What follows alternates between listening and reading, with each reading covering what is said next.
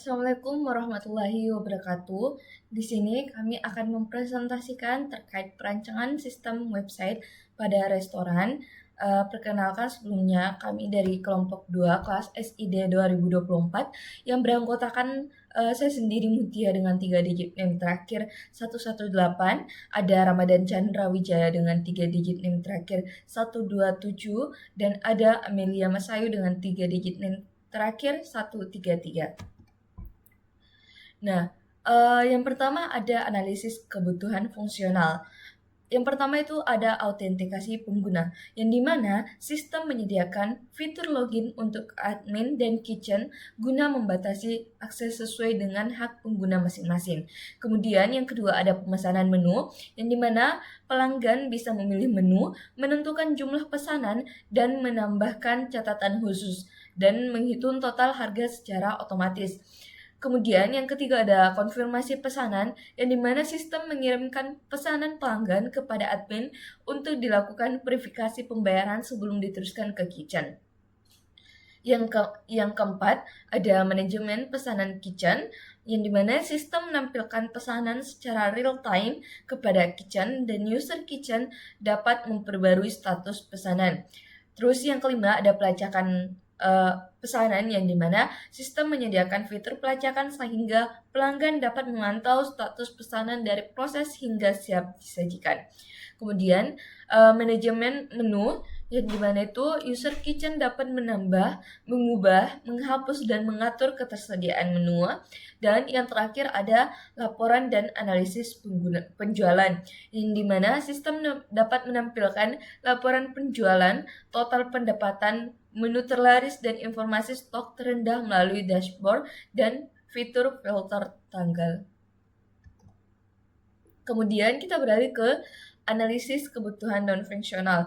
Yang pertama ada kemudahan pengguna. Sistem dirancang dengan tampilan antarmuka yang sederhana dan mudah digunakan oleh pengguna.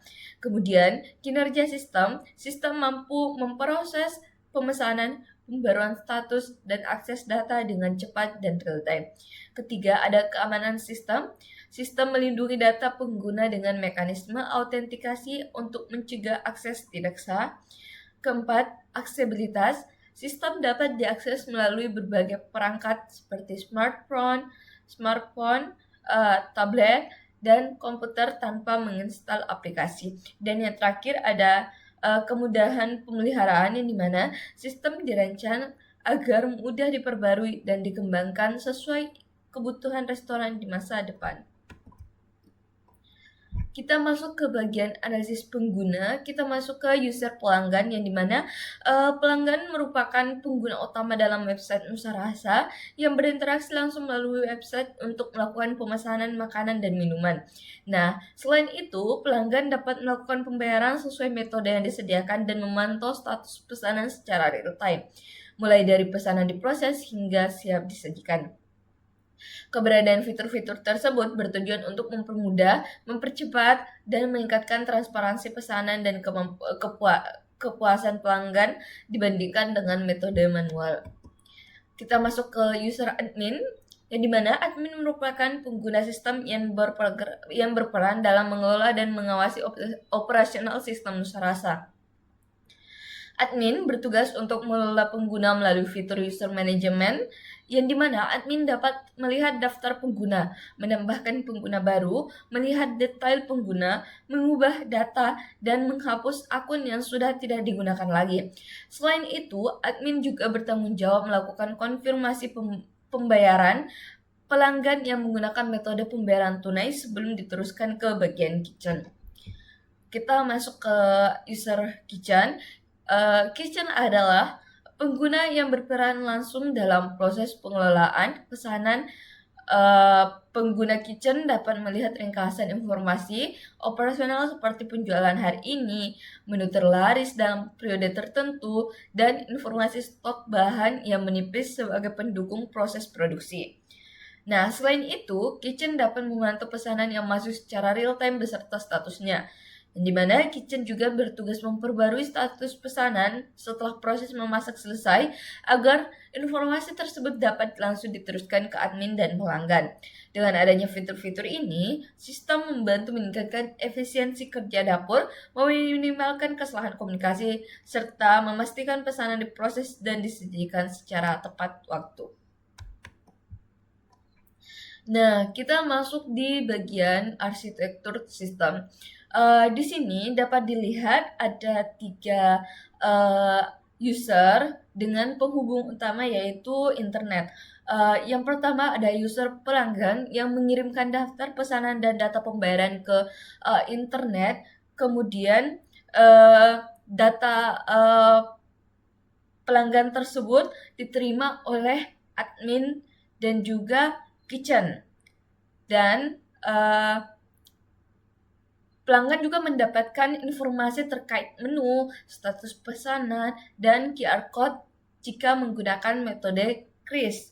Kemudian kita masuk ke bagian admin. Di sini terlihat ada seperti yang saya sebutkan tadi, admin menerima data pembayaran dari pelanggan. Kemudian admin juga itu bisa mengonfirmasi pembayaran dengan ia menggunakan metode pembayaran tunai. Kemudian admin juga bisa memanage user, yaitu bisa menghapus, menambahkan, atau mengupdate status dari user yang ada di basis data Nusarasa. Kemudian admin itu menyimpan database di MySQL. Ini yang disimpan itu terkait database user itu sendiri. Kemudian di bagian kitchen, seperti yang saya katakan tadi, kitchen menerima data pesanan dan menyimpan data pembayaran oleh pelanggan. Kemudian kitchen memberikan respon yaitu mengupdate status pesanan, daftar menu, dan jumlah stok kepada tampilan layar. Kemudian di bagian dapat dilihat juga kitchen itu dapat menyimpan database ke MySQL, yang dimana database yang disimpan di sini ada daftar menu, jumlah stok, data pembayaran juga bukan data pembayaran sih, cuman daftar menu dan jumlah stok yang saling terintegrasi ke database. Selanjutnya akan dijelaskan oleh teman saya.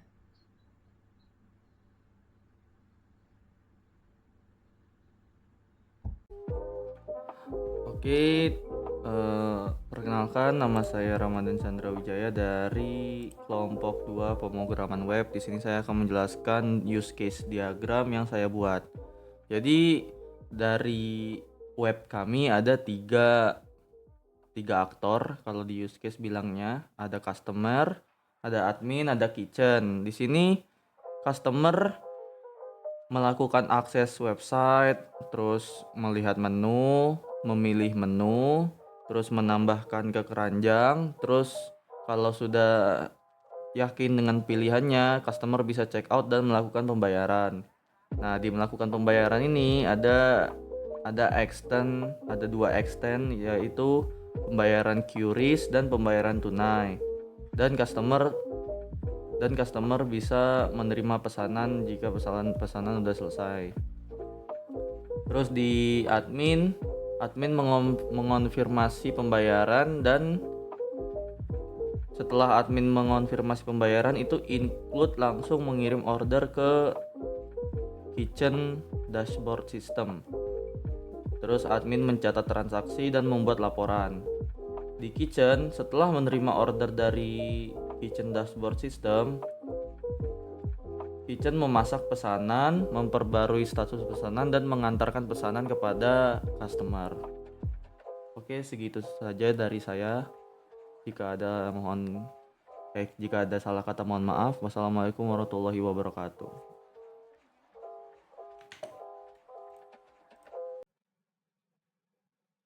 Bagian selanjutnya adalah activity diagram. Di sini diagram flowchartnya sudah terbagi menjadi 3 user, ada pelanggan, admin, dan juga kitchen.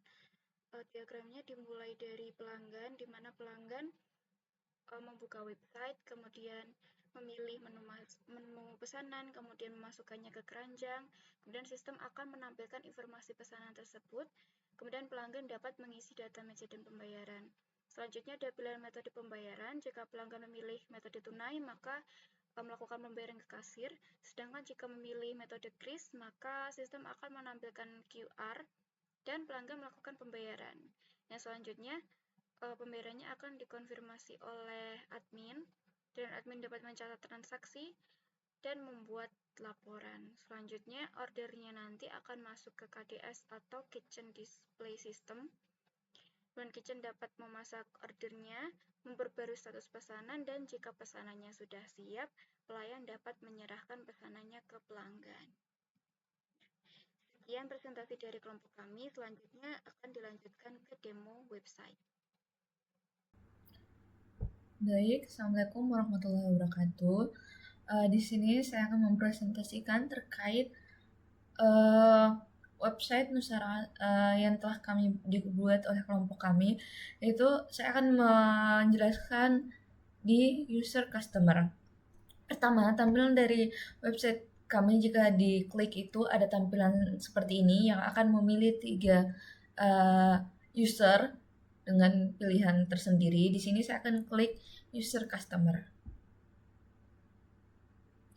Nah, ini adalah tampilan utama dari user customer kami. Di sini ada tentang restoran kami. Kemudian kita geser ke bawah sedikit, ada menu. Di sini terkait menu-menu yang ada di restoran kami. Di sini juga di halaman utama ada chef yang bertugas dan ada beberapa respon-respon pelanggan yang telah berkunjung ke restoran kami. Kemudian di bagian menu di sini dapat dilihat di sini ada sangat banyak menu-menu khas Nusantara. Kemudian di sini kita bisa select di sini kita bisa select dessert. Ada dessert, drinks, kemudian ada mains dan sides. Nah, di sini saya akan mencoba memesan menu-menu. Di sini akan saya memesan menu pempek.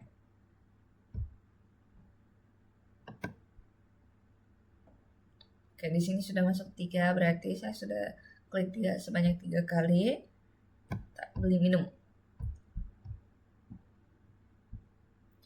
Nah, setelah kita memasukkan menu, di sini di bagian cart, checkout pesanan, ada detail-detailnya. Di sini kita harus memilih terlebih dahulu nomor mejanya. Saya pilih nomor 3. Kemudian ada 2 metode pembayaran yang tersedia di website kami, yaitu ada tunai dan kris. Di sini kita coba pakai kris. Nah, di sini pun ada tambahan catatan-catatan jika kita tidak ingin ada catatan terkait, jika kita ada catatan terbaru terkait pesanan kita. Contoh es kelapa muda, saya mau esnya yang banyak. Nah, kita please order. Nah, di sini akan muncul QR code-nya jika kita melakukan pemesanan melalui via kris.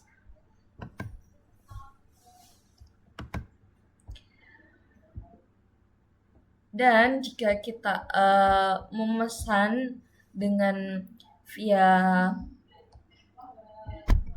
tunai, nanti itu pesanan kita harus dikonfirmasi pembayarannya oleh admin. Coba ya saya buat pesanan tunai. Nah, ini nanti pesanan bakalan diteruskan ke kitchen jikalau sudah terkonfirmasi di bagian admin. Nah, di sini ada about, ini seperti yang saya jelaskan tadi, ada penjelasan tentang restoran kami sendiri itu. Kemudian ada kontak. Di di sini, sama di sini ada kontak kami. Jika ada keluhan atau apa bisa mengirimkan pesan kepada kami dengan mengisi ini semua. Selanjutnya ada tracking. Nah, ini perbedaan yang saya maksud tadi. Jika kita membayar menggunakan metode kris, maka di situ akan langsung otomatis lunas. Sedangkan jika kita membayar menggunakan metode tunai, di sini ada pembayaran pending. Ini dikarenakan di bagian admin belum setujui pembayarannya, belum dikonfirmasi. Makanya di sini akan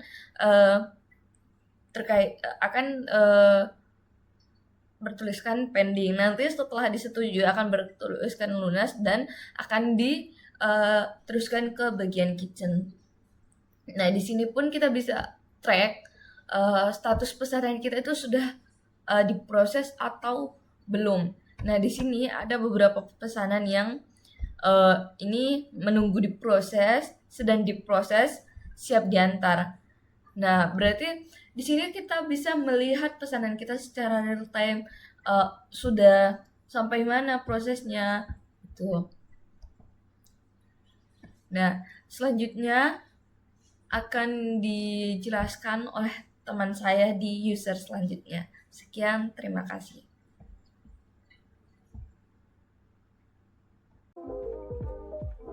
Perkenalkan, nama saya Ramadan Chandra Wijaya dari kelompok 2 pemrograman web.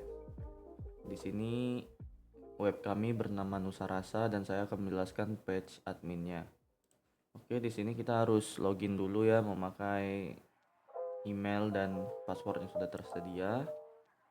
Nah, di dashboardnya kita bisa melihat role apa saja atau pegawai mana saja dan role apa mereka gitu.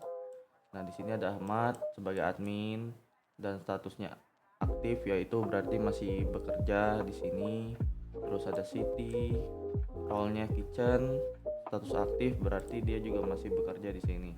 Nah, di sini kita bisa melihat login activity. Di sini kita bisa melihat login activity untuk melihat kapan mereka login ke dashboard ini, kapan dan tanggal berapa mereka masuk. Di sini kita juga bisa add user untuk menambahkan pegawai baru, semisal ada pegawai yang join ke tim kita. Di sini udah itu aja. Terus ada website traffic yang bisa melacak total kunjungan website kita di sini, dan juga bisa melihat halaman apa saja yang paling sering dikunjungin. Contohnya di sini home ya, 29 kunjungan dibanding yang lain, home paling tinggi. Terus ada payment confirmation. Jadi di payment confirmation ini kita cuman bisa mengkonfirm payment cash. Jadi kalau QRIS itu langsung terintegrasi sama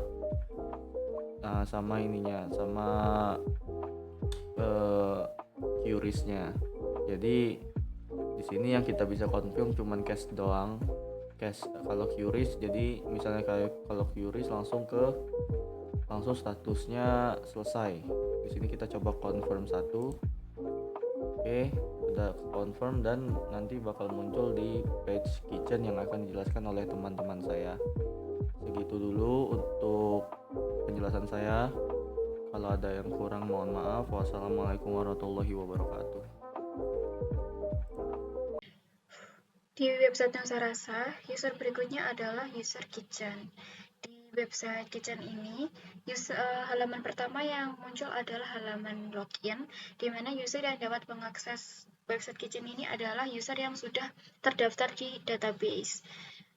Di database, user yang sudah terdaftar itu untuk website kitchen adalah siti@nusarasa.id. Kemudian masukkan passwordnya dan klik login. Nah, di website kitchen ini ada 5 menu atau 5 halaman. Yang pertama ada dashboard. Di dashboard ini isinya ada today sales, yaitu laporan penjualan hari ini atau ringkasan penjualan pada hari ini. Itu totalnya berapa? Karena hari ini belum ada penjualan, jadi di sini today sales-nya masih 0. Kemudian ada top menu, yaitu menu yang paling banyak dibeli selama 30 hari terakhir. Di sini ada grafiknya dan dapat terlihat menunya itu apa saja. Di sini yang paling tertinggi ada es teh manis yang sudah terjual sebanyak 8 kali. Kemudian ada low stock, yaitu bahan makanan, daftar bahan makanan yang stoknya sudah menipis. Di sini ada nama bahannya dan juga total stoknya tinggal berapa. Di bawahnya ada recent order, yaitu ringkasan order terbaru. Isinya ada nomor order dan juga status ordernya. Halaman kedua adalah halaman orders. Di kitchen orders ini ada 3 tab, yaitu tab pending, running, dan juga finish. Untuk order yang baru masuk atau yang baru dipesan oleh pelanggan itu akan langsung masuk ke tab pending. Di sini ada kartu ordernya, isinya ada nomor order, nomor meja, kemudian nama pesanannya, daftar pesanannya, apa saja. Dan jika pelanggan itu memasukkan note atau catatan pada saat checkout itu nanti juga akan masuk ke sini. Nah, jika pesanannya ini sudah akan diproses, maka kitchen harus mengklik tombol proses ini agar nanti statusnya update di halaman tracking pada website customer. Sama halnya juga jika pesanannya ini sudah selesai dibuat, maka harus klik tombol selesai.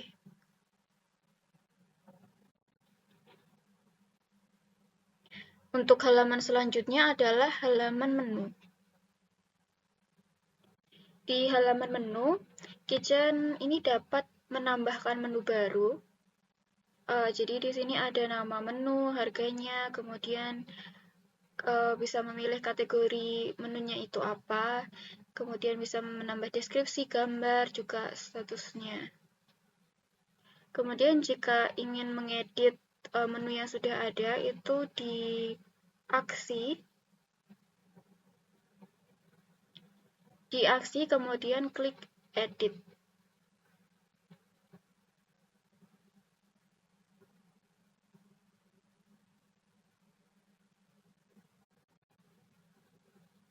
Nah, misalkan ingin mengubah status menu ini menjadi tidak tersedia, kemudian simpan perubahan,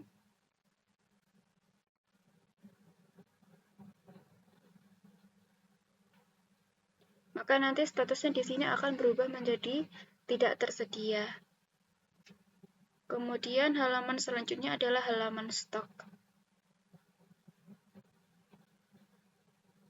Di halaman stok ini ada daftar-daftar bahan masakan yang digunakan untuk menu-menu yang ada di Nusa Rasa. Untuk menambahkan kuantitinya itu memasukkan kuantitinya berapa, kemudian update. Nanti kuantitinya akan otomatis berubah. Di sini tuh juga ada fitur auto sync, di mana jika ada order masuk yang akan diproses dan membutuhkan bahan yang ada di sini, maka bahannya ini akan otomatis berkurang sesuai dengan yang sudah ditentukan. Kemudian halaman selanjutnya ada halaman sales. Halaman sales ini berisi laporan penjualan yang disertai oleh filter. Misal melihat laporan penjualan pada bulan Desember, pilih tanggal, kemudian klik filter, maka akan muncul semua daftar penjualan pada rentang bulan ini.